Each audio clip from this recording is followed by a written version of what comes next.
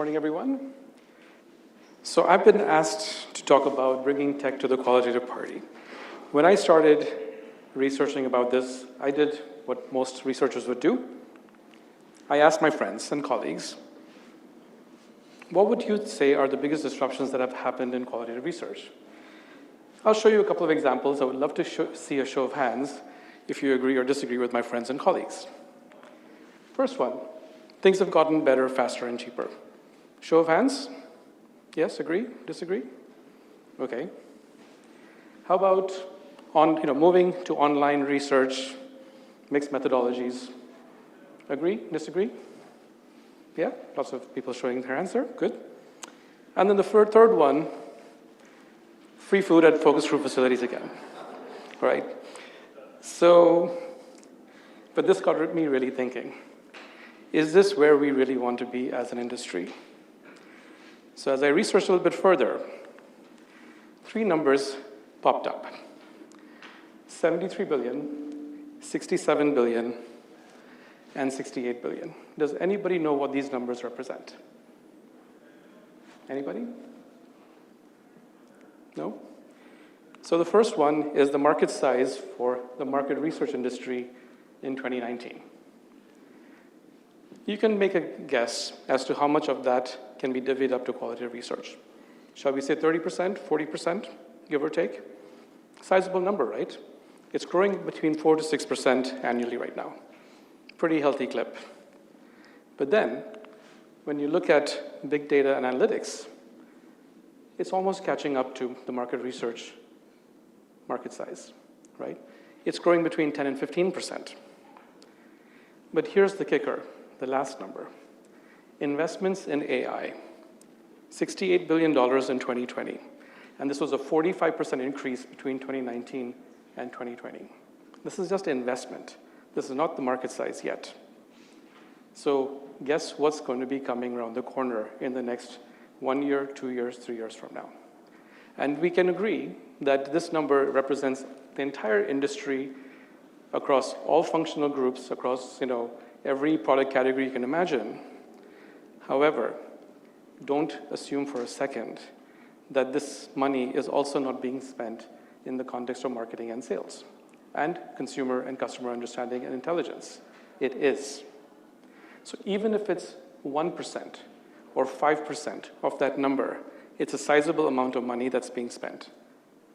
So the question then we have to ask ourselves is that what are we hanging our hats on in terms of what success looks like versus what's happening around us and the disruption that's happening within this industry already today?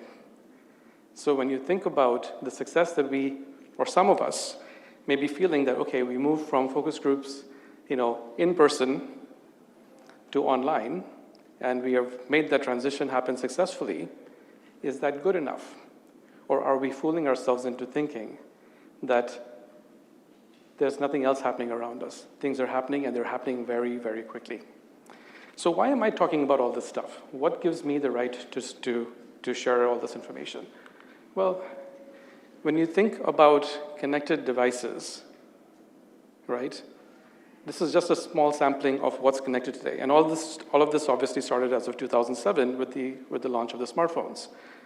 But in my industry, which is actually hearing aids, this young man who looks very, generic, he could be anybody looking at his smartphone.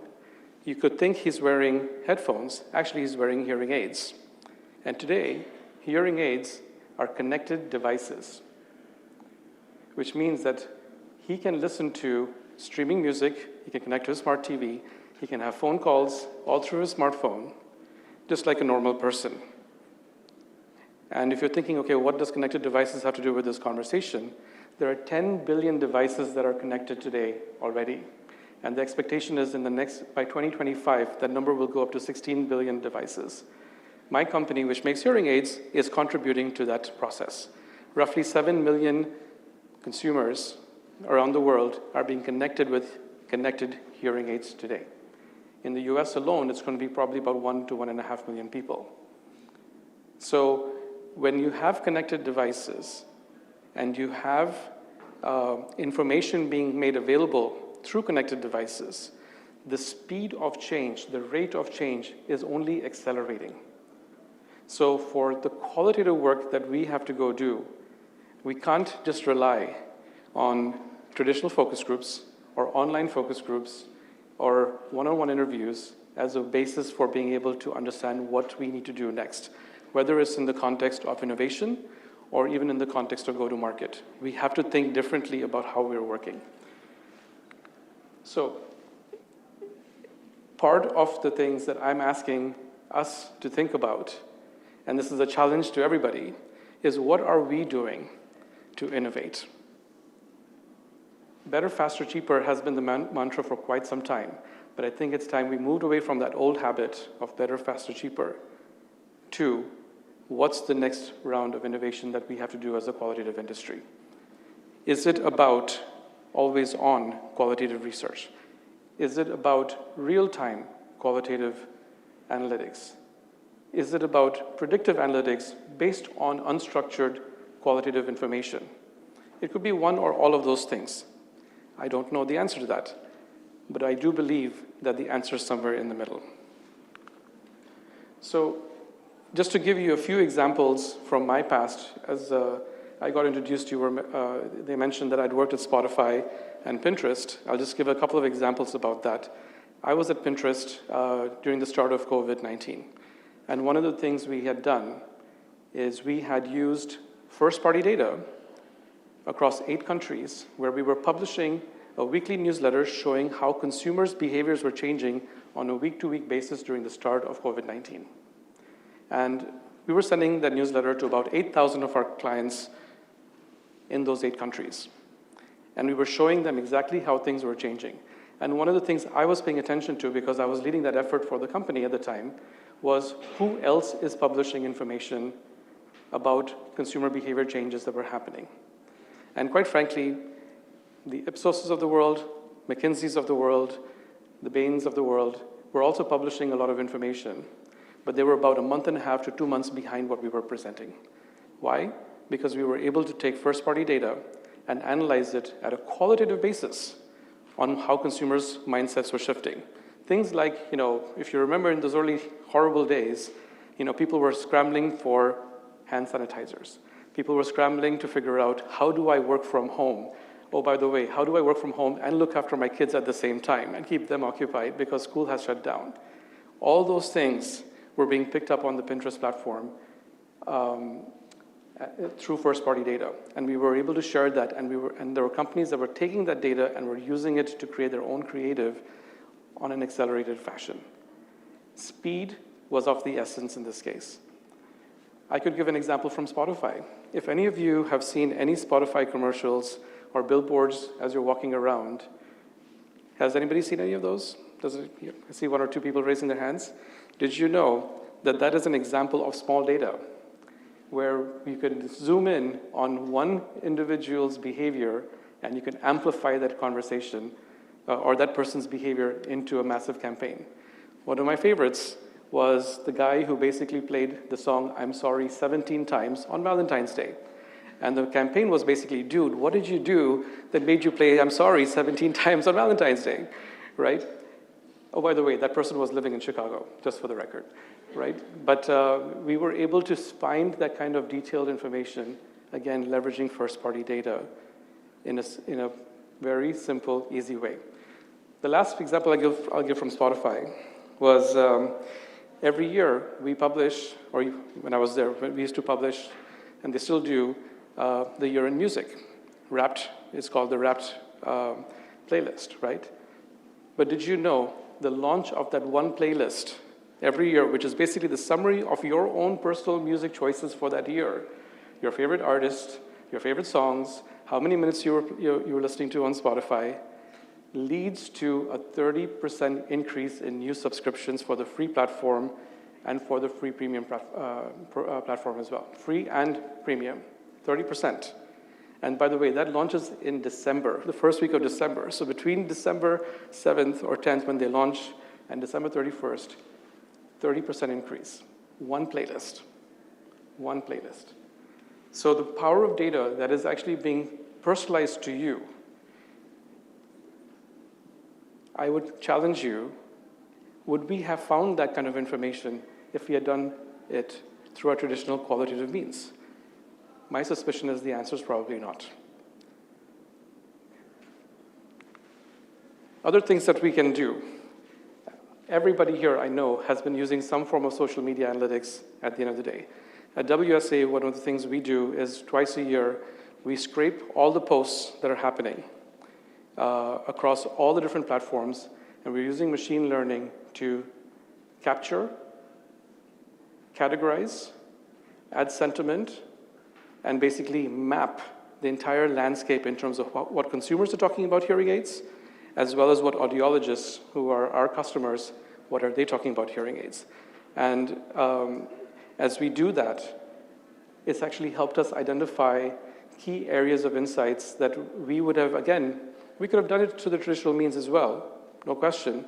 Would have taken us maybe a quarter or two to find that information. We got this done in less than 4 weeks. Right, so again, speed is one of the things that I wanted to share here in terms of how quickly you can move when you have capabilities like machine learning that's available to you to execute against these things. Image analytics is another area. This is actually from an agency that I've worked with in the past, where you can actually deconstruct not only the text and the hashtags, but you can deconstruct the image itself into colors, and you can get to a degree of precision and be able to see exactly what color combinations are actually relevant and how prevalent they are across different platforms. In this particular case, this is from Instagram. Again, think about what I'm saying here. The level of precision that you can get, having worked at P&G and on cosmetics before, you'd be lucky to talk about benefits and benefit spaces for cosmetics. But getting down to the actual lip shade or eye color was next to impossible. But this kind of analytics allows you to do that, helps you identify the profile of people who are actually interested in that, and then you can narrow in and actually do any more additional research if you need to. But again, the marrying up of tech and analytics like this with qualitative work is part of the change that we need to be thinking about than just focusing on the traditional market research, survey, and mixed methodologies. Other areas that are opening up very quickly, and again, this is new spaces. How many of you own a voice assistant, an Alexa, or an Echo? Yeah, about 20% of you, which is about the percentage of the US population, right? You can only imagine what the Amazons and the Googles are doing and the Apples are doing right now in terms of voice analytics and how that's actually helping them understand consumer behavior in terms of how things are actually moving inside the home or inside their office, wherever it's being used, right? New use cases are being identified relatively quickly, and they're acting on it just as fast by adapting their algorithms to be able to adapt to new behaviors that are emerging. We all know about video, and I'm sure there'll be people talking about video later on, but think about all the unstructured video that's available today through Instagram Reels and others, right, TikTok, et cetera. The ability to analyze this at scale and then be able to hone in on the profile of the consumer, the tribes that are forming around that particular theme or genre, and knowing exactly what's on trend or off trend are just basic things that can be done today already, just using analytics, right? And then these are my favorites. You think that, you know, for the generation of consumers that I have to work with, which are mainly baby boomers, that you think that that's, you know, they're less inclined to be using smartphones. That's not true. At least in the US, the penetration rates are very high among baby boomers. And they're also adapting to different kinds of apps, whether it's yoga apps or even, you know, getting onto things like Clubhouse, which surprised me, quite frankly, but they're there. And they're engaging and they're talking, right? So the ability to tap into these places where there's so much data being generated and is part of the thing that we have to be thinking about in terms of capturing and being able to analyze this and be able to identify the key signals that are available for us to then act against. So all of these things really is about unstructured data. And the key thing is that if there's so much unstructured data, whether it's images, whether it's voice, or whether it's text, you need to have a common language or a common platform to work from. And I think this is one of the places where qualitative researchers can play a significant role in helping frame the narrative and the conversation around this. And if we're able to frame this the right way, what should happen is that we can then start helping consumers, because we know what they need based on where their conversations are happening versus we having to go and ask them what the conversation is about.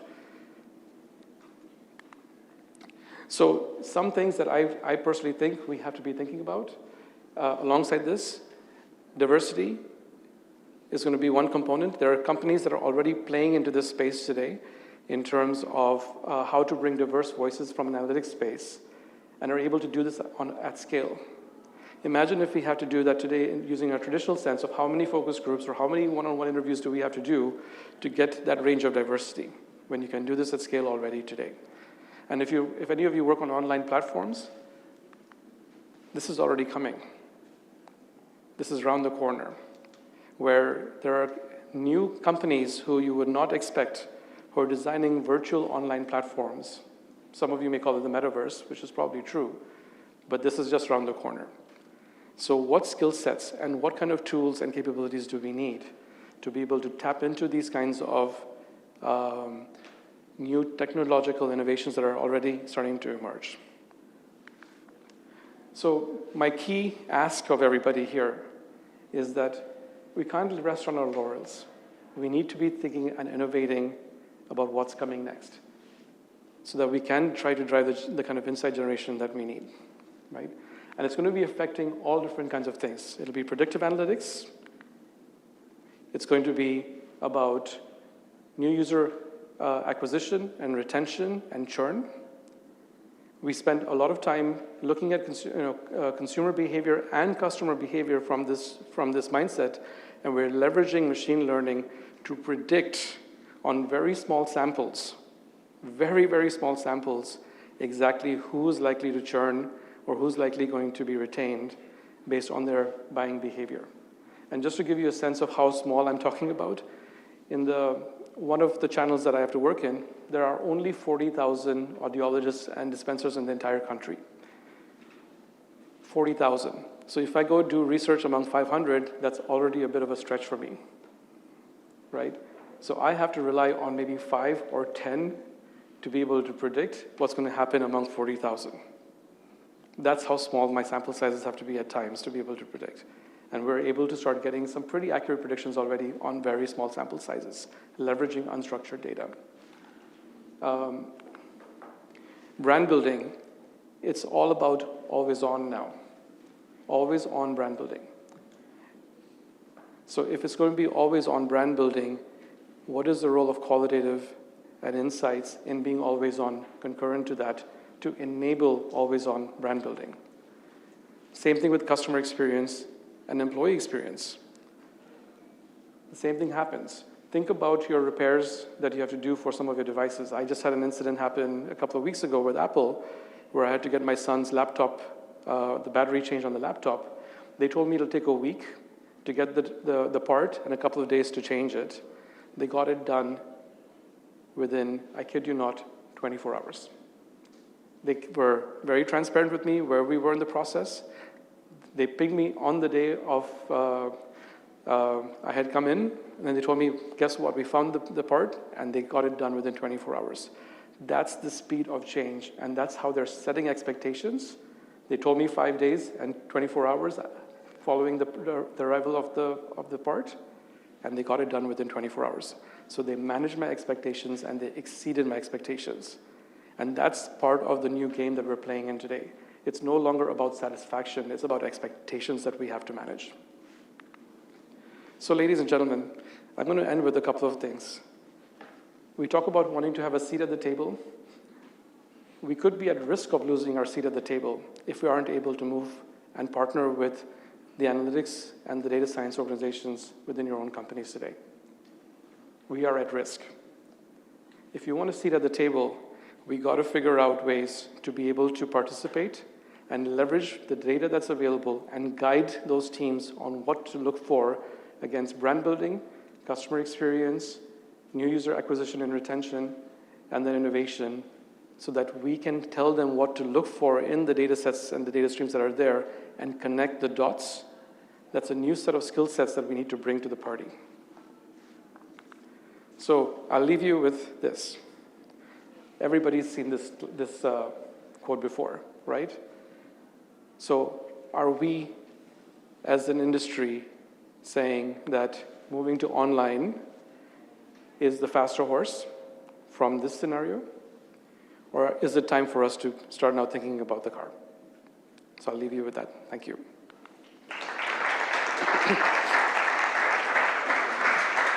Great. Thank you, Yogesh. We have time for a few questions. Karen?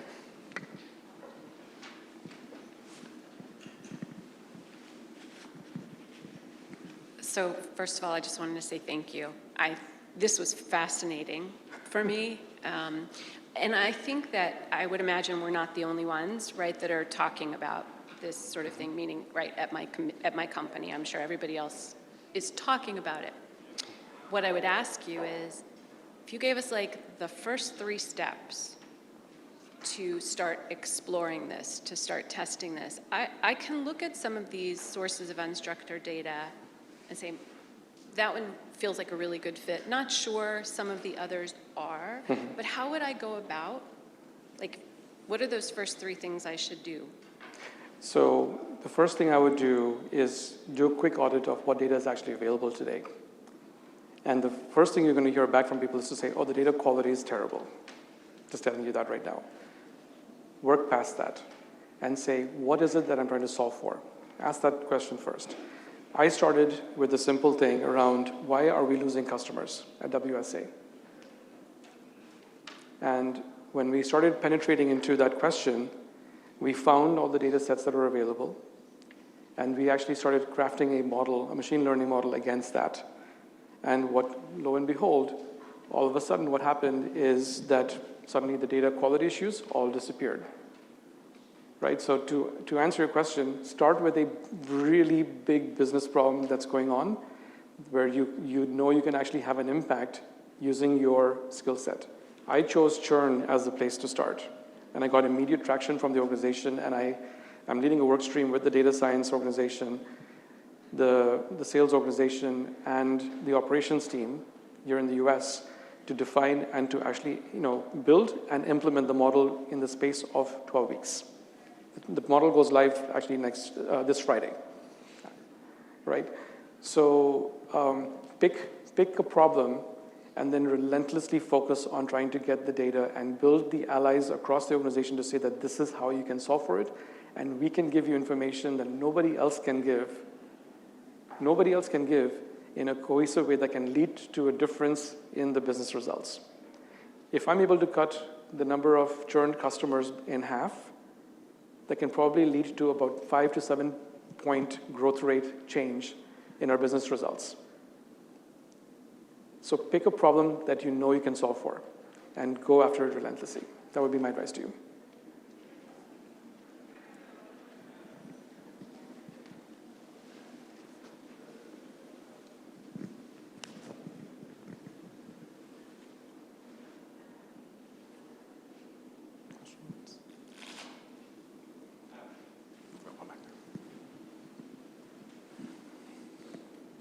Thank you. Thanks for your presentation.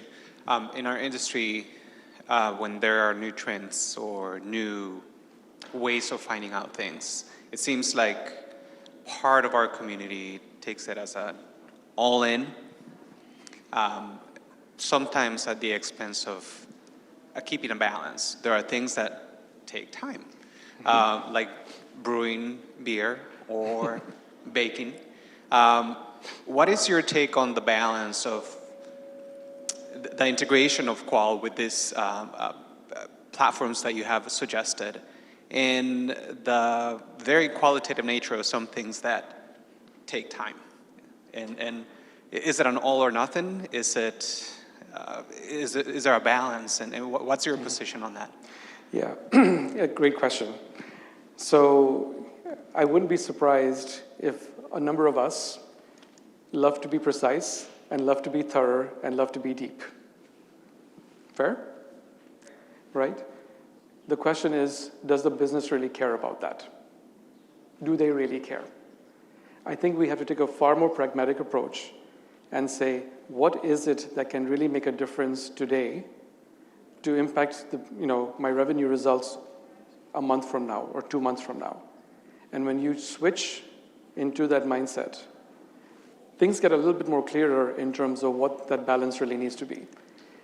Nice to have information will always stay nice to have information, and it'll never really change. But the need to have information is the one that'll really make a difference. And you know with your stakeholders internally what that need to know information really is. And can you deliver against that or not? So my ask would be of you is that let's not become academics, and let's not become these theoreticians who needs to go so deep that we need to know it at the nth degree of results. Quite frankly, nobody cares except you or me. So at the end of the day, we're all in here to make money, right? Vendors, or on the client side, you have businesses that you're trying to support. Focus on that.